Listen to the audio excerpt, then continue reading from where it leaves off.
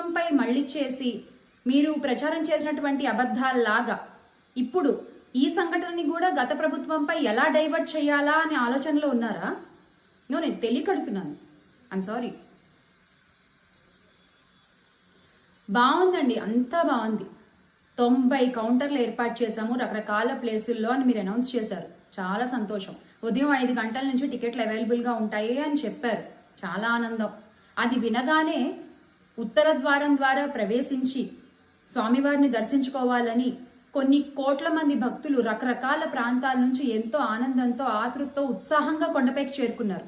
కానీ మీ ప్రభుత్వ వైఫల్యం వల్ల, మీరు చేసిన ఏర్పాట్లలో లోపం ఉండటం వల్ల ఈ రోజున విష్ణు నివాసం వద్ద కావచ్చు, బైరాగపెట్టడి వాళ్ళ వద్ద కావచ్చు, ఇంకా రకరకాల ప్లేసెస్లో ఎంత తొక్కిసలాటలు జరిగాయండి.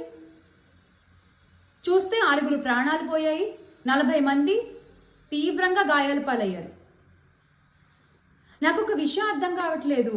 ఈ కూటమి ప్రభుత్వం అంటే queue line management failed, GST failed, development failed, law and order failed. ఈ రోజున ఆ ఏడుకొండలవాడి సాక్షిగా కూటమి గవర్నమెంట్ ఫెయిల్డ్.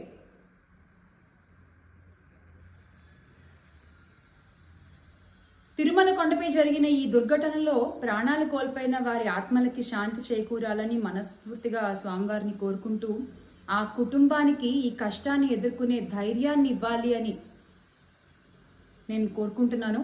అలాగే ఈ కూటమి ప్రభుత్వానికి మరొక చిన్న request.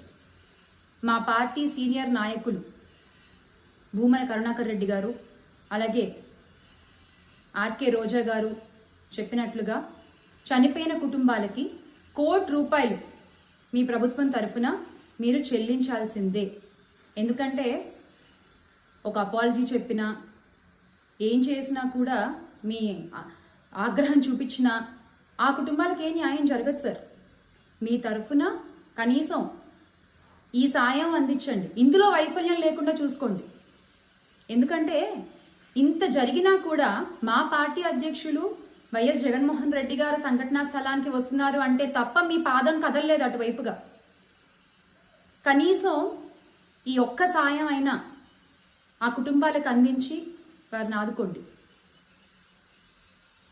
Let's all make Andhra great again with Jagan అన్న. జై జగన్.